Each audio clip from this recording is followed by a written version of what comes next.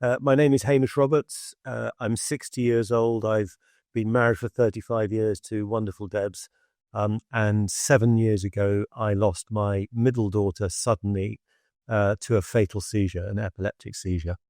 And I'm here to chat about my experience. Hi, welcome to Room to Grieve podcast. We're your hosts, Karen and Bec. Grab yourself a cuppa, find a comfortable spot, and we'll journey through grief together. Thank you. And thank you so much for agreeing to come on and talk to us today. I suppose we'll just start with asking you if you don't mind sharing Amelia with us. We'd love to hear more about her and sort of your story, really, and how you came to be in the club that nobody wants to be in. Absolutely. Well, sure. I'm blessed, and I actually I'm quite self-aware and quite thoughtful.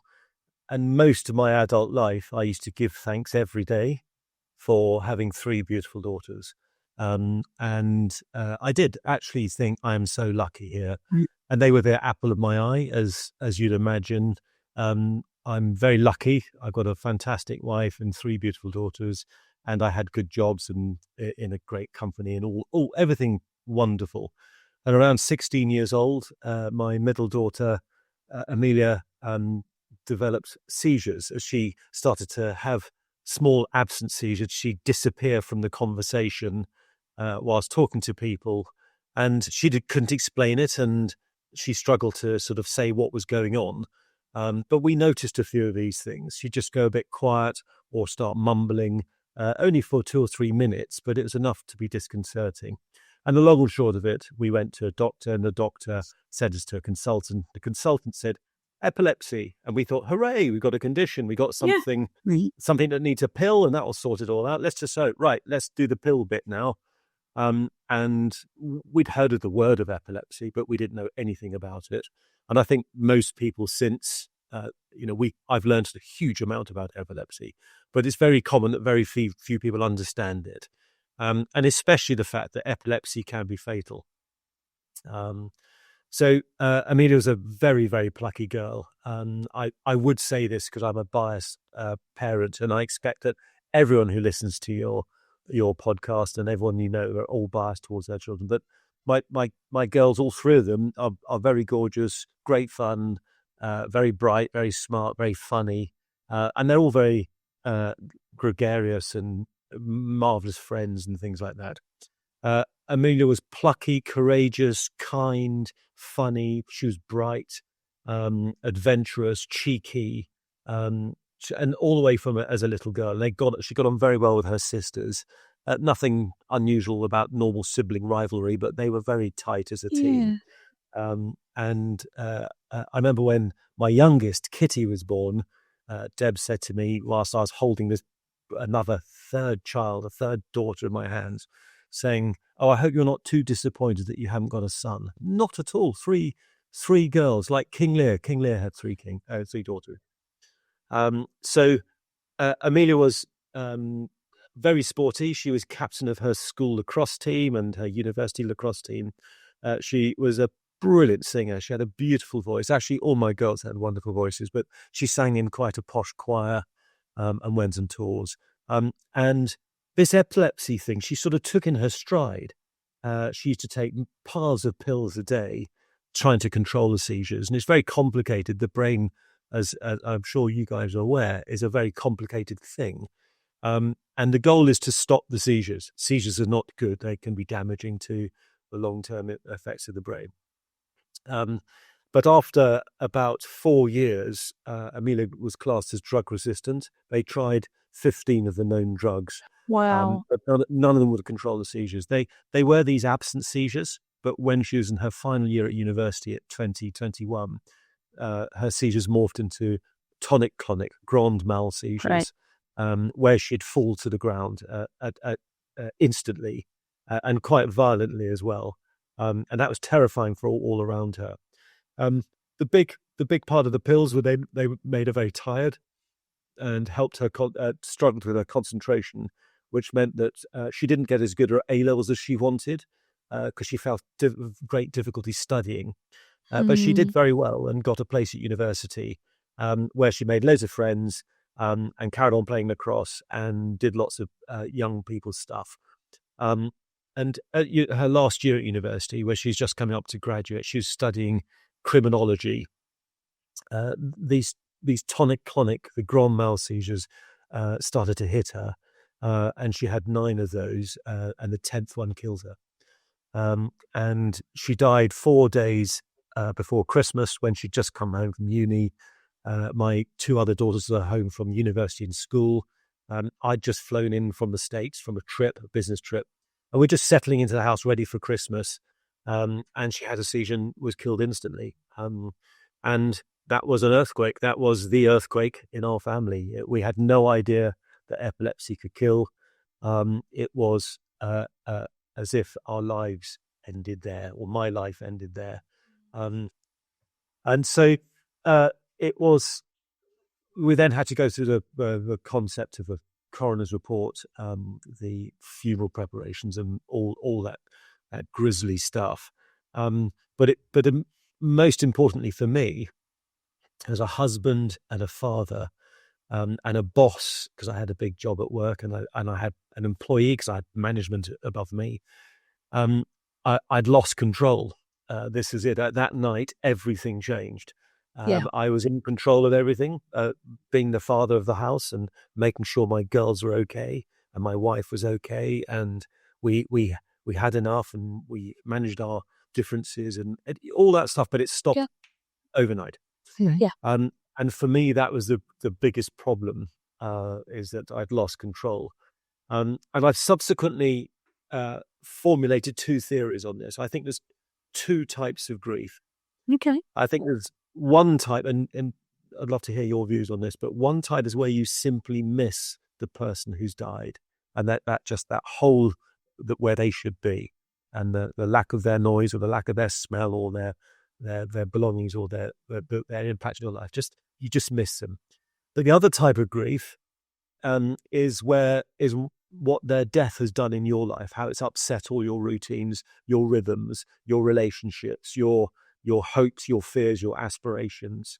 And I'm definitely the latter type. I haven't spent the past 7 years just missing Amelia. Of course I miss her on moments, but in a way it's a simpler grief. It's still grief. It's still raw. My wife is very much like that. She just misses Amelia. Whereas I worry about everything. And I even worry about things I shouldn't worry about. And I take on other people's worries. And I worried about my other 3 daughters, and I worried about my job, and I worry about my friends. That's me. And it's exhausting, isn't it, Bec? Yes.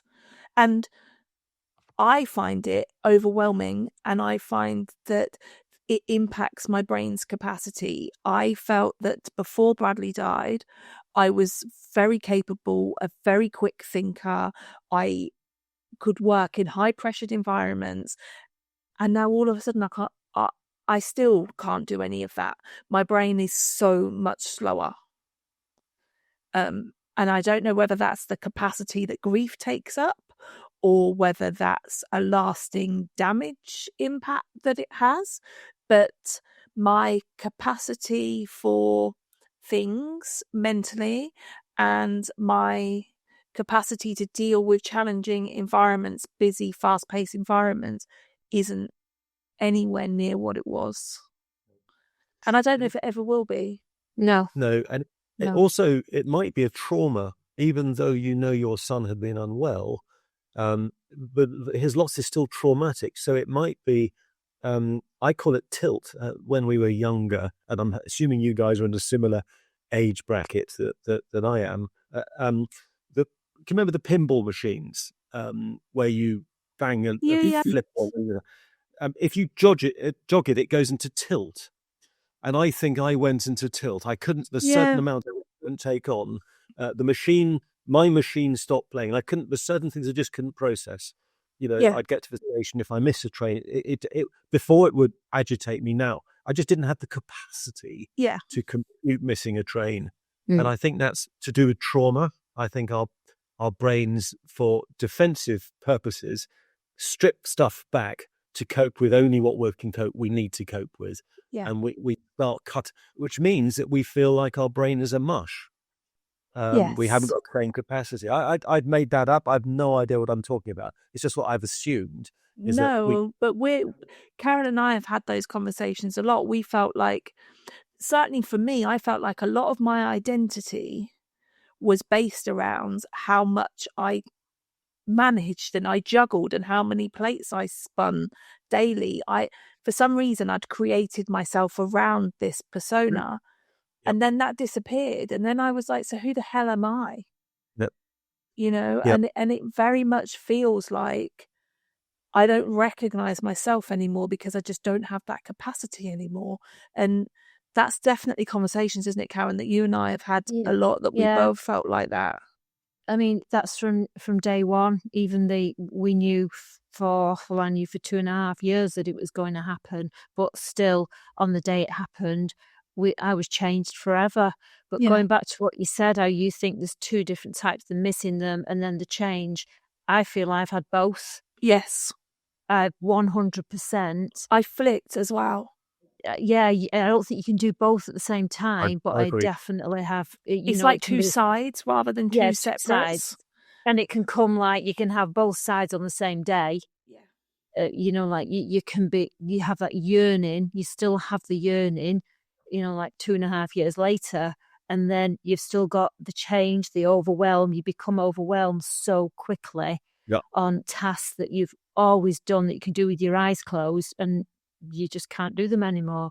Yeah. And I sort of come to terms with that's how it is now. Yeah. I think that resonates a lot with me. And I think that, as I said, as a husband and a father and a boss and an employer, the provider, I have, all I know is how to cope and manage. So I went into uber coping and uber management mode. How do you organize a funeral for a child? What is a coroner's report? What is a death certificate? What do we do with Amelia's bedroom? How do I just step in? And some people say they, and Deb's, my lovely wife, is very much like this, is she kept herself very, very busy doing stuff. But it wasn't necessarily, it was time-filling stuff. It was valued. It wasn't necessarily necessary stuff, though. In fact, my grandma's not very good. She might bake a cake or do something, go for a walk or paint a wall or something, to as a distraction. And I think that was a great way that she used to cope. And her grief was very much just about missing Amelia, whereas mine was just getting the train back on the tracks, in some shape or form. And there is some good news in my story. It is not all doom and gloom. I wouldn't be saying that 3 years ago. I've never been angry. I thought I would be. I thought this would be really upsetting and make you very angry. I have had no anger at all about what happened to us. I'm a very kind person. I'm not looking for a compliment back from you guys. But I'm a very kind person now, and I've become even more kind. I care about other people desperately. People I don't really know, and even if it's, I'm going to London tomorrow, if I see a tramp in the street, I will stop and say hi to him. And I've just become a nicer person. I just think that's lovely. Is that nicer person to people that have been through the same thing, or who are obviously, say, if somebody's on the street, they're down and out, or they're having a hard time? What about normal people and normal conversations and relationships? Do you still have the same kindness? Yes, I do. I'm less tolerant. Less tolerant of tittle tattle. Yes. And bullshit and time wasting. Yes.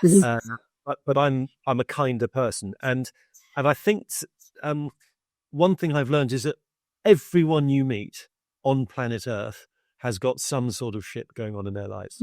Yes. And I'm talking about something that is really deep and really painful, and it might have happened a long time ago and they still struggle with it, or they might have got used to it, but everyone has something. And I think up until losing Amelia, I hadn't realized that. I thought, you see perfect families where everyone's shiny and nice and goes on lovely holidays and got nice cars. But everyone has a dark problem, something really difficult. And that's why when you meet people, be tolerant. They've probably got some shit going on as well. Yeah. You've lost a child. It might not have lost a child, but they might be nursing some other pain. And I Yeah. think I've been very aware of that since Amelia died. Yeah. One of the most profound things said to me. Lots of people have said lots of things to me. Obviously, Everybody has an opinion. everyone has an opinion, and I was very intolerant to people giving me advice. It came from a good place, and I Yeah. recognized you're trying really hard. But thanks, but no thanks, or I just quietly ignored it. But lots of people try to fix it. They try to fix our problem. I had lots of religion put towards us, which is fine for if people want that sort of thing. But I wasn't necessarily, God only takes the good die young. God doesn't give us more than we can cope with. They're in a better place. They're in a better place. All that stuff, which is fine. People meant well who said that to us. And I appreciated people caring. People felt they had to try and fix it, I felt. But a friend of mine, he's a farmer. And farmers are not very articulate. I don't know whether you're both married to farmers, but farmers aren't very articulate. They're tough people. And my friend Tom said to me, in a very profound moment, you very rarely get a clean run. And what he means by that is that when you're born, and if you make it all the way through to 80, you very rarely get a clean run in your life. Most of us will have something that completely sidetracks or sideswipes us, something that will change our life for the rest of our lives, whether it's loss of status, loss of health, or loss of somebody. Most of us will have something that sideswipes us, which is quite a grim thought, but also comforting because the human is a resilient being. We are very, very resilient. I mean, look at us. We're all three of us on a podcast talking about something that, as at the time it happened, we thought it would end us. We thought we'd not Before it happened, I would easily have said I would never survive losing one of my children, and I would have stood by that, and I would have meant it. It wouldn't have been a dramatized statement. I genuinely thought I could not survive this, and I still sometimes think, how am I surviving this? Yeah. How on earth are we surviving it? Yeah. And I think that's what brings the guilt, in that not only am I surviving, but I am still living. And, this weekend just gone, I spent the weekend in London with my friends celebrating their 50th and, having really good fun. And it was a really lovely time. But there's still a weird part of that just feels like, should I? Of course I should be. I know I should be. But I still have these little moments where I just say, but Bradley's dead. Why, I'm still having fun. And it is only for those fleeting moments, because then I do think, of course I should be having fun. Bradley wouldn't want anything else. And I'd hate for his death to impact everybody else's life and make it sad. But it still is weird, isn't it? That it still is a niggly, weird feeling. It's I remember guilt hitting me almost so I've been slapped in the face. For the first time, I laughed. I can't remember what it was. Or the first time we went out and we hadn't thought about Amelia. I remember feeling the guilt of it. One of my most profound moments, and I've learned so much about how I feel along the way. And there's lots of little learnings. But one of my first tricky moments was the "Do you have children?" question. And I was back at work and I was being normal as best I could do. We had a client over, and the client was with us for 3 or 4 days. And then I took this gentleman out for dinner. And so over a glass of wine, we're just chatting about personal stuff, no longer talking about work. And he said, "Do you have children?" And I thought, you know what? The easiest thing here to do is just say I've got 2 daughters and not Amelia. And I thought, only because I don't really know you, you're a client, our relationship is professional. And so I just went straight for it and I said, I've only got 2 children. And I cried the whole way home on the train. The people actually opposite me were wondering why I was crying. I can get that. And I felt so guilty about that. And then I worked out, wow, what a difficult question that is. Yeah. What do you say? Do you say 2 just to shut them up in a nice way? Or do you say 3 and then you have to nurse their grief where they go, "Oh, I'm so sorry." We say, "No, it's it's not all okay." about being prepared, isn't it? Being prepared for that question, which you are now, because I've read things that you've written online and how you've dealt with it since. If you want to go on and tell us about that. Well, I think that we've got a minor rule because, we do care about other people. We don't just shock them. We don't wander around with a T-shirt saying, I lost a daughter. Please feel sorry for me. I do. Karen does. I don't want you to feel sorry for me. I don't want sympathy. I want understanding. But like we've said briefly before we started recording, it's okay. You don't want sympathy, but you're not going to get the understanding. How long would you have to be there trying to get that understanding? Some people are never going to get it, thankfully. So yeah. So I mean, carry on, Hamish. I interrupted you then. And just before we crack on and back onto what I was saying, have you guys got other children as well? Yes. I have 4. Bradley was my youngest. Okay. So I have 2 girls, and then Sydney is my eldest. She's 28 in a couple of weeks, and then I've got Morgan. She's 25. Then I've got Zachary. He's 23, and then Bradley would be 21 in a couple of weeks if he was still here. Mm-hmm. So yeah, I've got a 22-year-old son. Yeah, I mean that's something I'll talk about in a mention. Is that for grieving parents, we go on and on and on about the child we've lost, but I've seen sometimes that's at the expense and keeping an eye on our other children and how they're coping with grief as well. Kitty, my youngest, was very, very angry after Amelia died, and that's because all the attention was on Amelia. Amelia, when she was alive, when she had epilepsy, and when she died, and the funeral, and all the sorrow and people coming into family. But no one said, "How are you, Kitty?" And she became very, very bitter and angry. Took her a long time to grow out of that. She's amazing now, but I just wonder whether you had similar experiences that all the attention is on your two kids who sadly went. But how did the others cope and manage that? For me, all different. Each one of them in a very different way.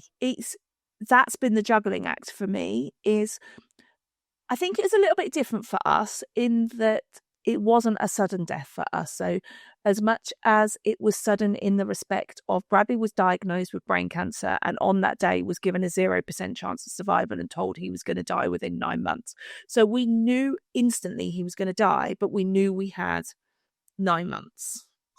So that it kind of gave us a bit of working time with the other kids, I guess, to try and kind of prepare them. Not that you ever can, but it also allowed my husband and I to take into consideration the other children. So in our house, we very much did everything as a family decision. So there was trials and things that we put Bradley or considered Bradley for, and there was trial drugs and there was going abroad and all of that, and every decision was made as a family, and we would sit down around the table with Bradley, with all of the children, and we would say, as much as this is to save Bradley's life, we are very conscious that we are all living this and we are all going to have to live with whatever comes next.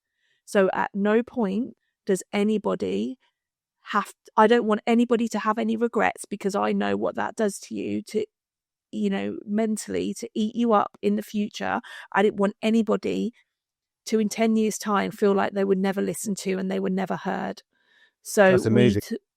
We took everybody's opinions into consideration and considered the fact of the other children. So, for example, this was a very hard decision that ended up being made a little bit easier at the end because of circumstance. But Bradley wanted to die at home, but the other 3 didn't want Bradley to die at home because they didn't want to live with Bradley, with that memory.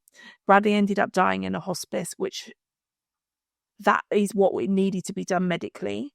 So that did make the decision easier.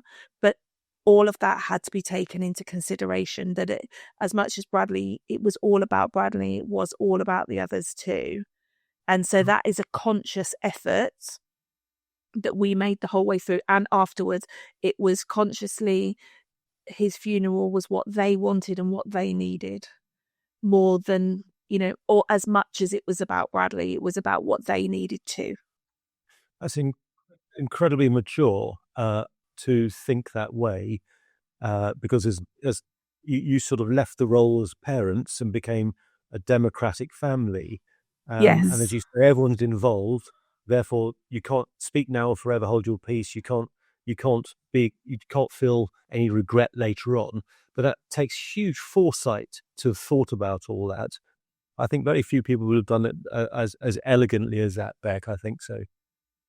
And I also think to have to do those things when you're going through the worst trauma of your life, it's incredible how you just managed to do it. I think it comes back to what Hamish was saying, though, about the two different elements of grief. Because for us, the grief had already hit before the kids died, Yeah. because we knew they were going. And I think I was very much that element that you said about that control. And that was one area that was giving me control over this whole mess, was that I could try my hardest to control the impact on everybody. And that was just a big thing for me, to have that control there. Well, your control, Hamish, was just, it was instant. That's it. It's like a flick of a switch, Yep. and your life changed. Yeah. I think that there was so organising the funeral. Obviously, we wanted to have a lovely send off. I've never organised a funeral before. I'd been to my father's funeral and other people who had died who were much, much older. But I'd never actually organised one. And I managed to persuade the school choir. Amelia had left school. She's in the final year at university, but her school choir, where she was a chapel chorister, she was a beautiful singer.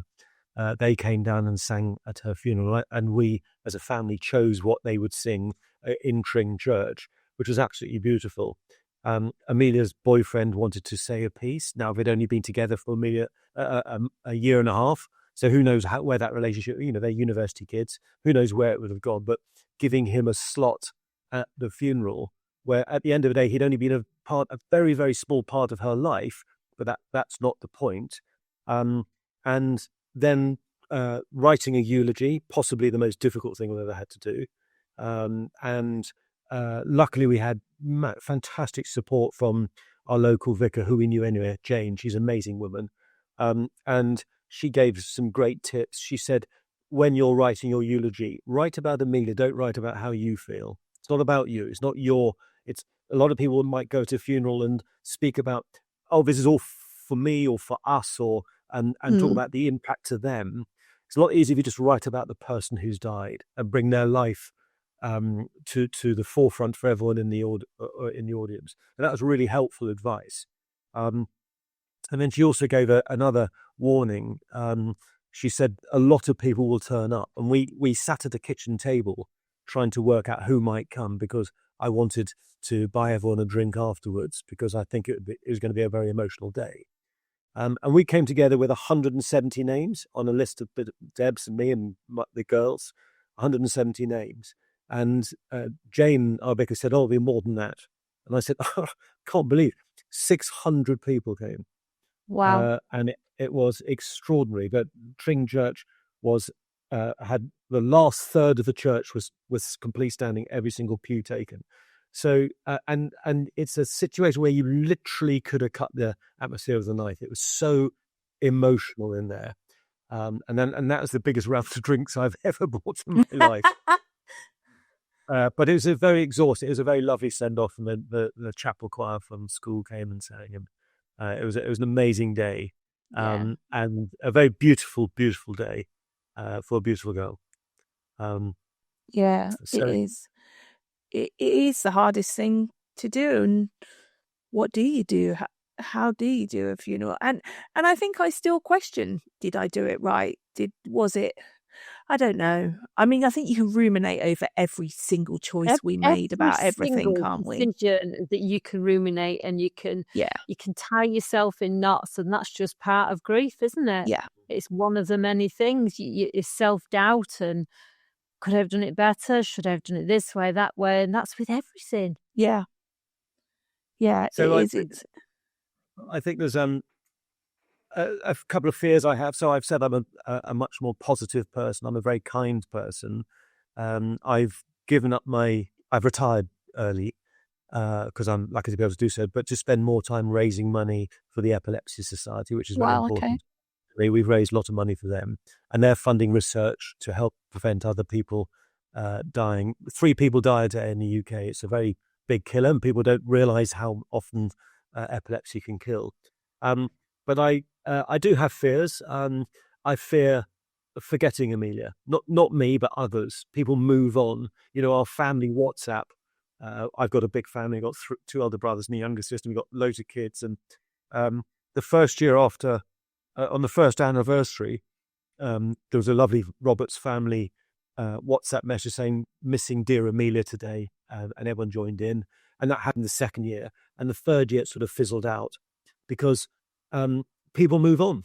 And I've got this terror of everyone just moving on and forgetting Amelia. And I'm talking about her friends who are 21 then. They're now they're 28 now.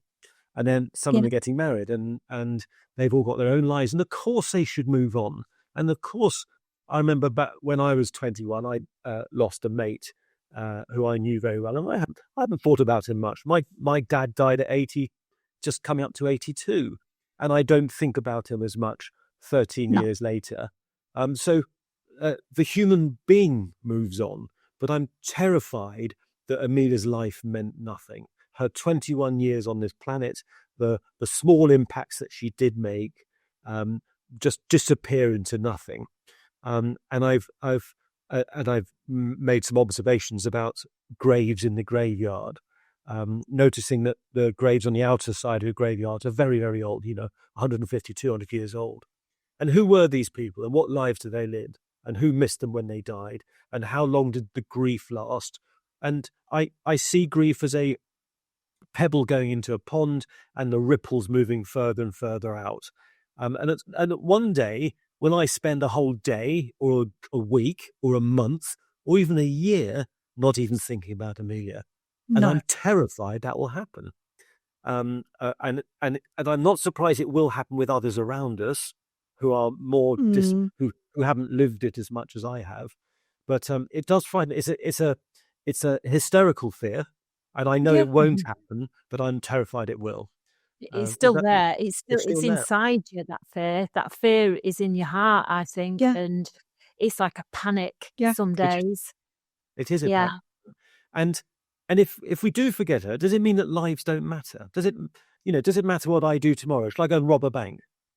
Does it I've really struggled with that. Not get her on that. Yeah, I've really struggled with this not in a really deeply emotional way, but what is the point of life? Not in a, I want to go and kill myself kind of way, but like, what is the point of life? If we just go through life and then we get to the end and we die, and then in 100 years' time, no one ever says our name again because nobody knows who we are, what's the point? Yep. What are we aiming for? And another big observation I've got is about friends. And this is, I picked this up by listening to your podcasts and on lots of other stuff I've read.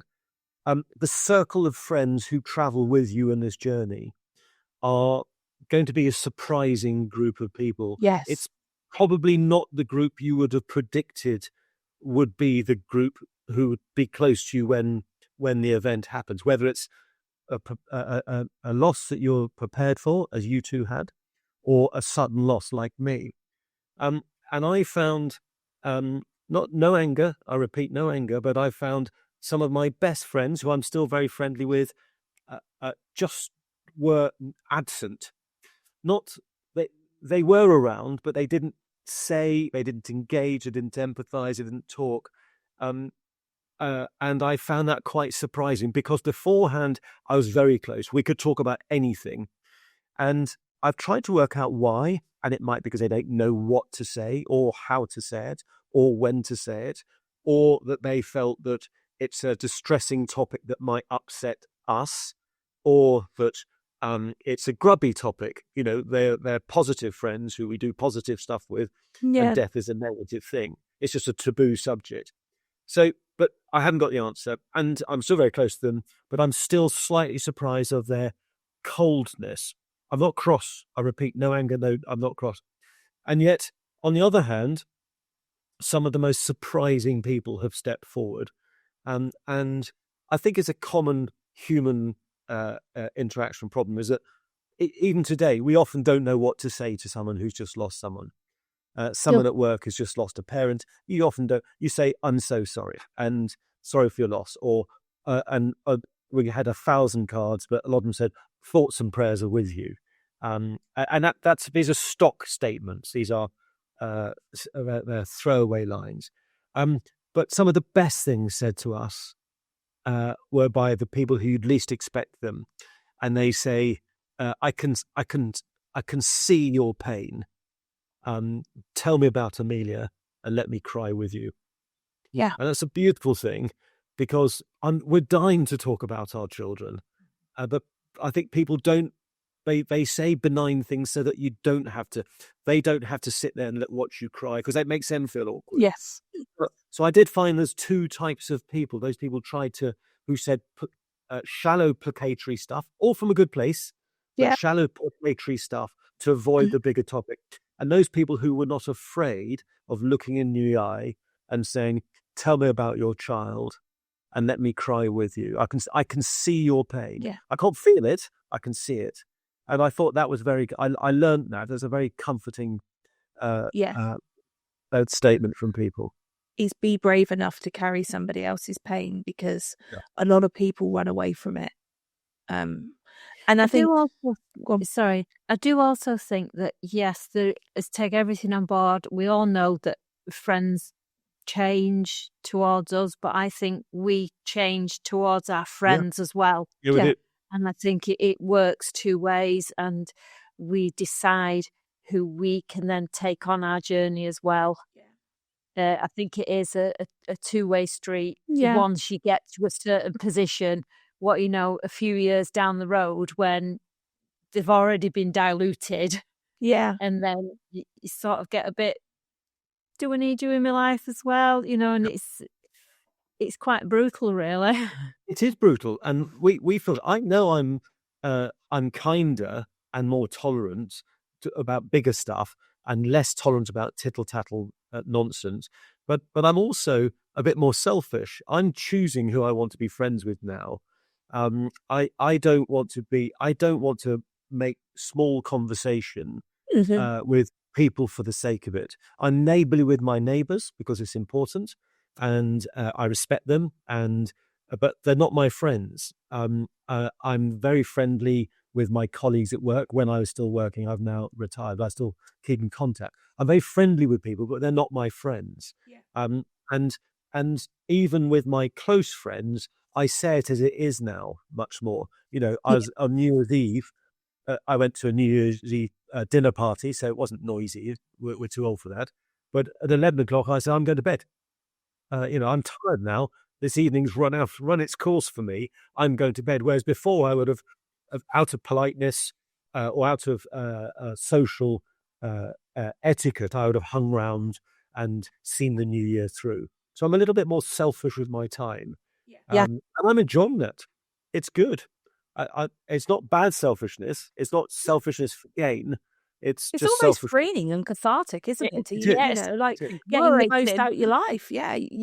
I think you've just, in the worst way possible, been given the clearest view of you only get one life, so make it count. And, why are you going to tolerate stuff that, takes up those precious minutes and those precious memories, And I think when I was jumping around here, but the good out of this, Amelia's death is a fantastic excuse as well.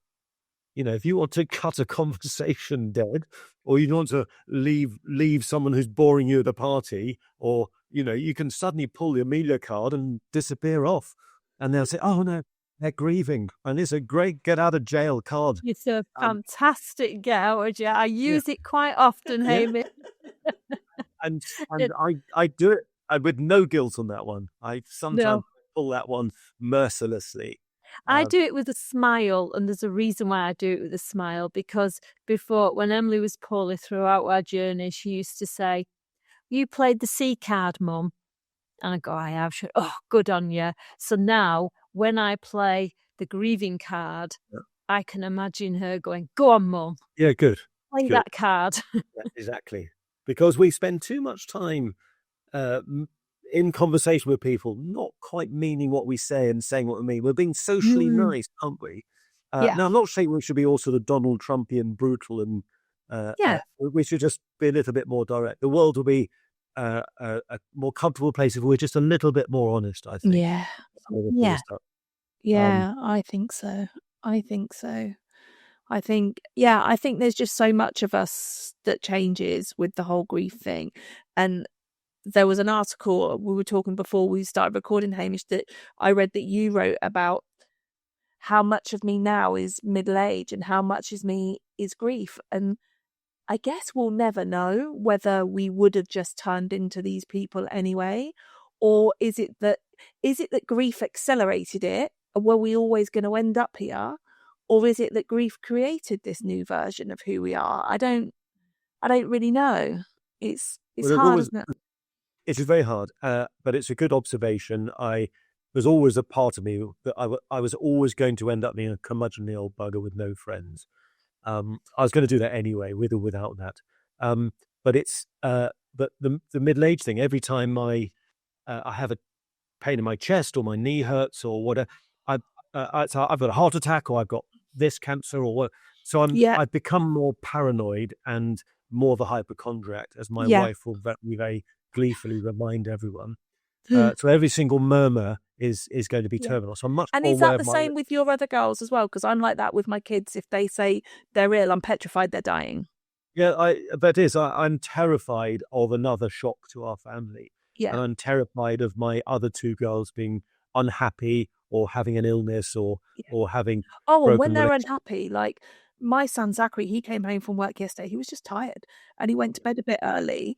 But the whole time I was thinking, oh my goodness, like he's sad. What can I do? I need to go in his room. I need to cheer him up. Like, and in reality, I really don't. I just need to leave him to go sleep. But I find it really uncomfortable to sit with that.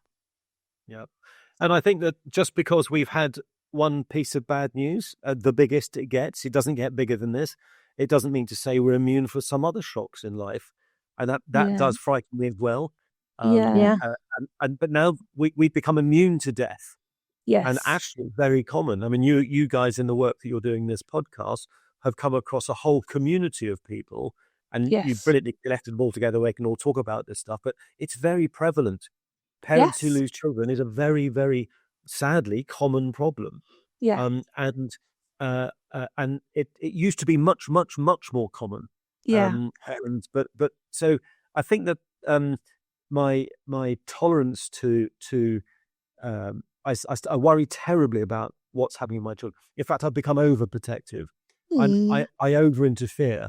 I ask some questions. How are you doing? Just before this call, I sent a text to my husband. How are you doing, darling?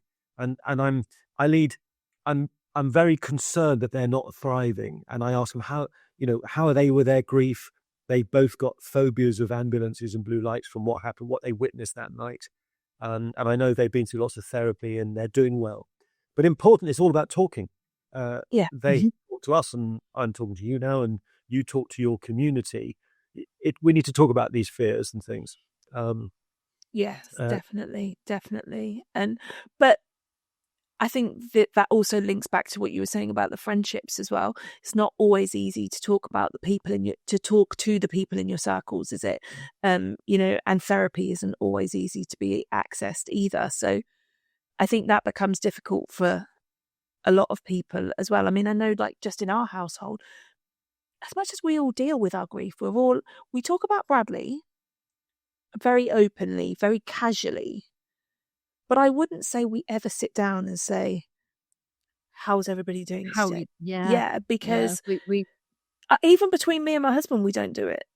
It takes something to happen before you will bring the subject up. You wouldn't sort of sit and discuss it openly.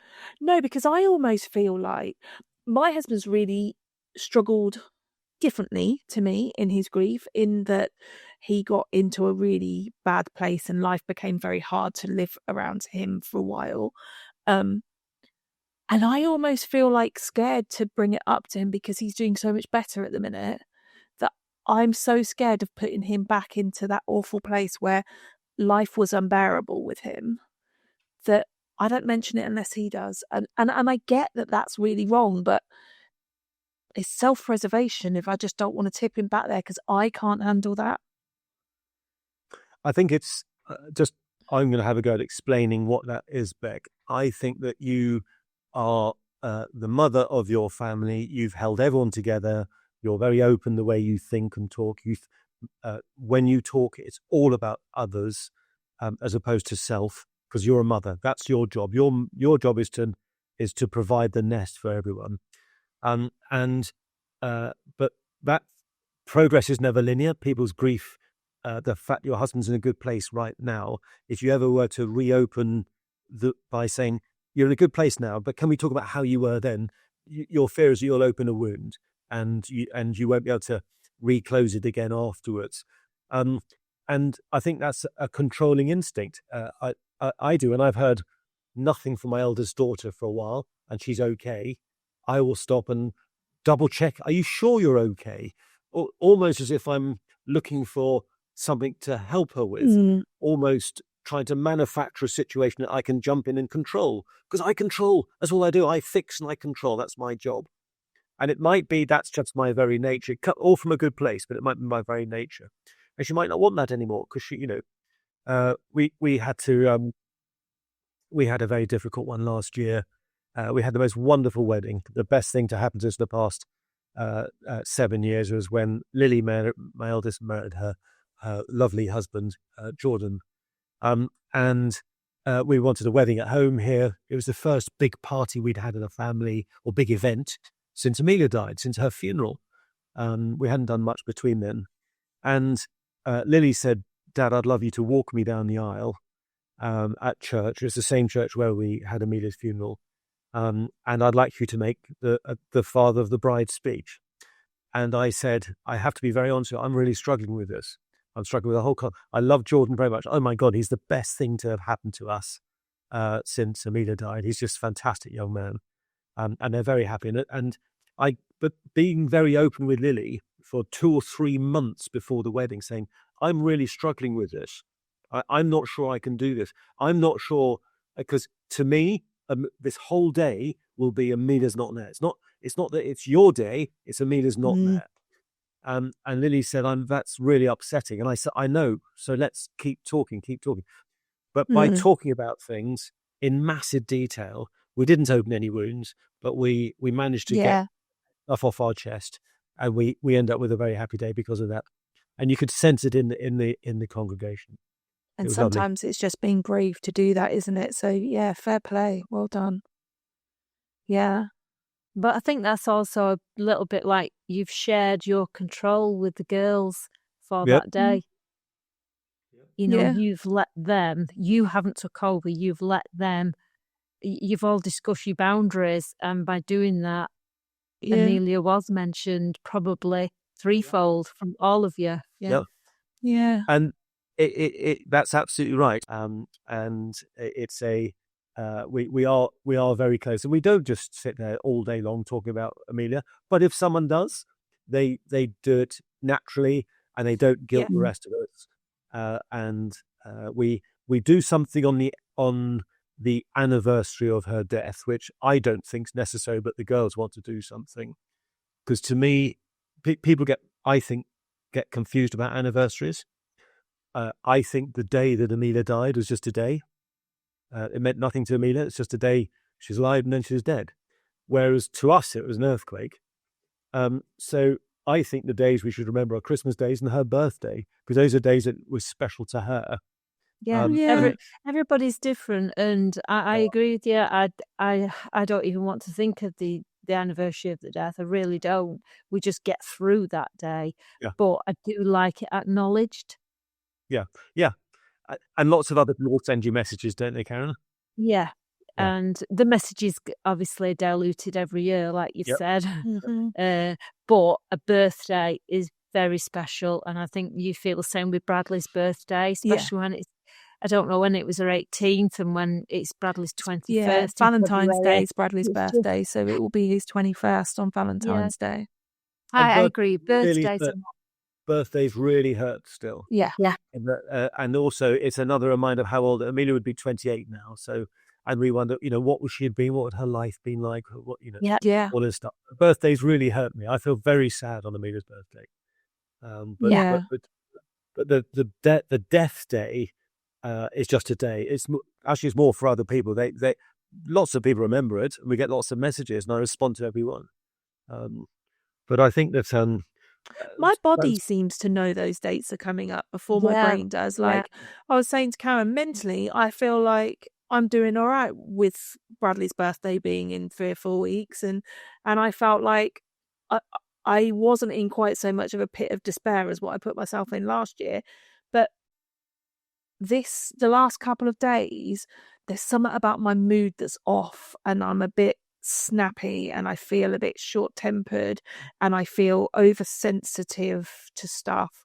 And I know that's related to the fact that his birthday's coming up, and that's just happening. These are just things that are happening in my mind and my body that I am not in control with, because if you ask me, I would say I'm perfectly in control with it, not really giving it a thought, and it's all absolutely fine. But I can tell you that, no, I'm sitting here feeling tearful, frustrated, sensitive, and I know it's all related to that, but there's nothing we can do about it, can we? Nope. So there's 3. I think it's absolutely right, because I can feel it physically. I feel leadened on Amelia's birthday. I feel like that's the day I don't want to get out of bed. I have low energy. I feel very, very sad indeed. But it takes, as quick as that can come along, it can dissipate quickly too, that feeling. My 3 saviors here, because after Amelia died, loss of control, family, I can't describe how dark the place was where I got to. It was real despair. My 3 recovery systems were: I started to write. I'm not a writer. My job never involved writing, but I wrote for myself. I just cleared my head. I joke, if I take stuff out of my head, I create enough space to put some more crap in my head. But I started writing about how I feel, and I wrote to read these things again, so I might read them periodically every now and then. And those are some of the things, how you met me, that I posted onto. But they were just raw feelings about how, and they track the trajectory, and they do show recovery and positivity and regain of control and some norms as well. So I found them very important writing. My second thing, which was a real eureka moment, was this loss of control, redefining of my relationships with my wife and my children, and making sure the train gets back on the track, and my work and my job, and this loss of control. The fact that I was 10 seconds away from tears at any stage, and my head felt like it was exploding, and that's because I was diagnosed with PTSD afterwards. I was traumatized by what happened that night. Was all overwhelming until about 3 years after, where I suddenly had this moment where this thought, well, grief is actually a wonderful thing. It's a beautiful thing, grief. It feels horrible and raw, and it makes you feel sick, and it makes your head pound, and it makes your heart pound and pump, and it makes you, it confuses your relationships with people and your judgment and your temper. But it's actually a very beautiful thing. It's the love that you had for your child manifesting itself and coming through your system. So I embraced my grief, and I thought, it doesn't matter if I cry. Who cares if someone on the train sees me cry? And I did a lot of crying on the train, but it really doesn't matter. So I spent most of my time managing how I was in control, and I wasn't. But then when I relaxed and paused, I managed to get back in control again by saying, so what if I cry? So what if I go to a dinner party and start crying, or something with a client? So embracing my grief and realizing how beautiful grief is was my next moment of recovery, or I say recovery, regaining my balance. Do you think when she realised that you realise that your recovery from one of them moments when you do start crying can be for no reason whatsoever, that the recovery gets quicker. Yep. That you bounce back that little bit quicker, a little bit stronger. Yep. Yeah, Yep. that's what It very much so. And, I'm 7 years in now, and but when I'm hit hard, it's as hard as it was the first day, Yeah. but it's once every 3.5 weeks now, or once every 2 months now, as opposed to once every hour it was in the first month. And so, I hadn't listened to every podcast you've done, but it's all about you learn to live with your grief. You learn to adjust your eyes to the darkness in the hole you're in, and all these cliches. They're cliches for a reason. They're very good statements. Yeah. But you learn to live with your grief, and you learn to live with your guilt about having fun again and enjoying yourself again. I'm nervous about when, hopefully, touch wood, I become a grandfather. I'm wondering how I will treat my first grandchild. Ultimately, treat with huge amounts of love and bribery. But will I feel terribly sad about Amelia, that she's not there to witness it? She's not there to be a mother herself. I expect so, but I'm getting more ready for this stuff. In the early stages, grief has a very clever way of catching you out, catching you at your weakest moment, being hypocritical, making you laugh and cry in the same sentence. You're more tolerant, but more judgmental. Lots of these hypocrisy. All these conflicting things, which arrive in the early. As you get used to it, you realize that the journey you're on, this isn't it. We're not done now. I'm 7 years in. This isn't. I know this is going to be a long old journey for the rest of my life, and I'm now ready for the surprises that grief will throw me. I hope. It's just acceptance, isn't it? We're accepting that this is the situation we're in, and we'll deal with it in the best possible way we can. Yeah. Yeah. I think sometimes I'm still surprised at how intense the feelings come, but they don't scare me in the same way that they used to. I think it's like you say, you just sit there and think, okay, well, I know this is going to pass.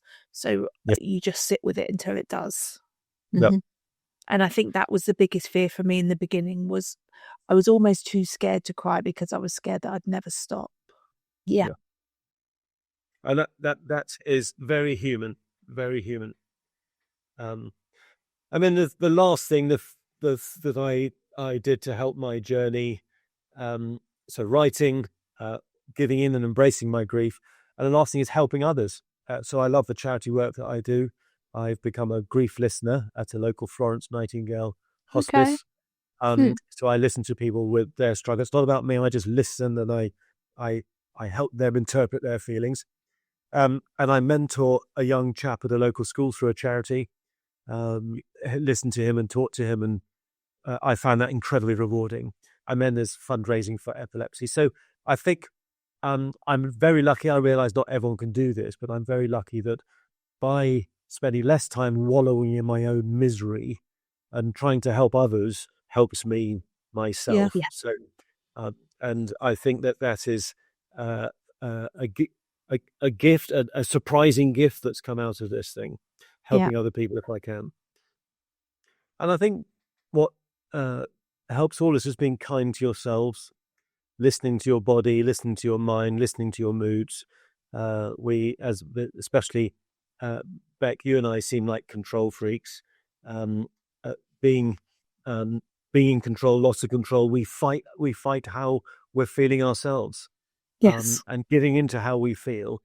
And if you want to stay the whole day in bed, okay, yes, you've got jobs and other things which have to be done, feeding kids and clothing them, and I get that. I'm not a mother, but being kind to yourself, listening to your feelings, identifying them, in my case, writing them down. I think that that's a really important, because a lot of people fight that stuff, and they just go and drown themselves in a bottle of wine, or go to the pub, or close down. That was me last year. I fought it, and I drowned in emotional overwhelm, and then had no choice but to shut down because it was too much. I mean, I deliberately avoided alcohol because for the fear of becoming alcohol dependent, I think. Yeah, sure. It seems probably so There's easy another just to control thing. other N- yeah, yeah. But yeah, It seems so I just avoided it. Otherwise I think I probably would have drowned in something like that. But definitely overwhelm was for me. I don't really watch the telly or allow myself any downtime. And that was something I never did before Bradley died. But it's something that since Bradley died, I've had to learn to do. I've had to learn to say, you're going to have a couple of nights off and you're going to watch mindless shit on the TV just to give your brain a break. Because we've got to learn to live again. Yeah. And I've found that hard. Yep. Yeah. I think it's amazing. Whatever you found hard to pull this podcast together is amazing. It really is. Because I'm sure it takes a lot of effort and very rewarding, but it can't be an easy feat to keep it going and keep it relevant and fresh. But that's reward in itself and great honor to your kids. Well, by doing this, you are making the rest of your life survivable. Yeah. By talking about it, by having this podcast, by meeting all the people you're meeting, by your friendship you form with Karen, I bet you've got loads of other friends, by keeping your family together and making sure your kids don't drink too much or get jobs or have nice partners or whatever. By doing all that, you are going to survive this. And yes, you will live Bradley's death for the rest of your life. But by doing all this, you're going to survive this. If you weren't doing this, it might be a different issue.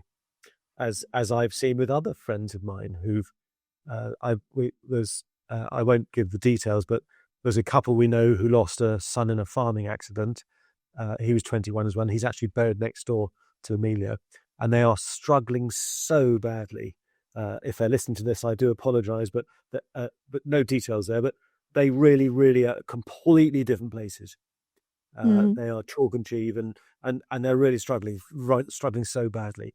And I don't think they have an outlet like this, whether it's my writing or your podcast or meeting or grief counselling or something. I think by doing this, you're making this all survivable. I think for us, our biggest outlet has been finding somebody who understands. And whether that's through listening to somebody on a podcast or finding somebody in a grief group. Yeah, just listening. That's making a concerted effort to do something about it. You don't have to go out and you don't have to be this campaigner or whatever. You find what's right for you. And like you say, it might just be writing a journal. It might be, that's where you start. And maybe that would expand to something else. But it's just finding something for you, isn't it? Yeah. Yeah. Yeah, Yep. I think so. I think and being open to it. Yeah, I know. I can honestly say with confidence that I think if we didn't have each other, this would have panned out so differently. Be a very different journey. Yeah, definitely. But Definitely. We don't know what journey it would be because we don't know because we've done it and we'll carry on doing it. Yeah. There is, I don't know how much you've discovered this though. There is there's a large percentage of couples who don't survive this. I don't know the stats, but losing a child can split couples up. And the reason is quite simple, is that one partner's here and the other partner's there. They're grieving very differently and they get frustrated that the other person is not grieving the same way as them. And one might go quiet and into their shell, and the other person wants to talk about their loss the whole time, and then they're in different positions, and then all the other fissures in their marriage, which all marriages have problems and stuff like that, all the other differences get exacerbated and opened up, and they don't survive it. I don't know what their lives look like after that, but I think losing a child can split many couples up, and so and the answer is talking, like anything, being patient, being kind to yourself, understanding how you feel, and recognizing that someone else might feel something very different. Talking and getting information about it. Yeah. Because I was in a similar position and I read a book And I think I woke back up about 3 a.m. and I said, I've just read this book and I'm reading you this paragraph and, like it opened my eyes to how people grieve differently within a relationship. And it was mind blowing. And then, of course, then you look for other books that you think and get more confirmation of the same thing. So you've got to work at it. Grief's hard work. It's the most lonely thing in the world, and it's the one thing that we all really need somebody else to come along and hold our hand and drag us through. But it's actually the only thing we have to do ourselves. Yeah. Because, like you say, it takes a lot of work, doesn't it? And everybody has it. At some stage, everyone will have the sense of loss of some description. And it is a lonely place, and we don't talk about it enough. And that's why for Karen and I, a big focus for us is on grief education, death education in schools. I don't think you can ever teach somebody to understand grief, but I think you can give them the tools to recognize a little bit of what happens when it happens, so it feels a little less scary. Yeah. Mm-hmm. Yeah. So it's kind of what we're quite passionate about. But I just want to say I really appreciate you coming to talk to us today. I'm very conscious of how much of your time we have taken up. That's a pleasure. Thank you so much for sharing so much and sharing Amelia with us, and being so open and honest about your own grief journey, because I think, as we've said throughout it all this evening, that's what really helps other people, is seeing your own pain in somebody else and recognizing that and knowing you're not alone. Yeah. Well, it's an honor and it's a pleasure to meet you both. And I think it's amazing what you're doing. And thank you. Onwards and upwards. You want to just do the tagline? Oh, yeah, sorry. We have to do a tagline at the end of the podcast. Go on then, Karen. Do you sing it? Sadly, no. No one wants to hear me sing. No, otherwise, I'd give it a go, but no, sadly not. Grab yourself a cuppa. Find a comfortable spot. And we'll journey through grief together. Thank you. Thank you, Hamish.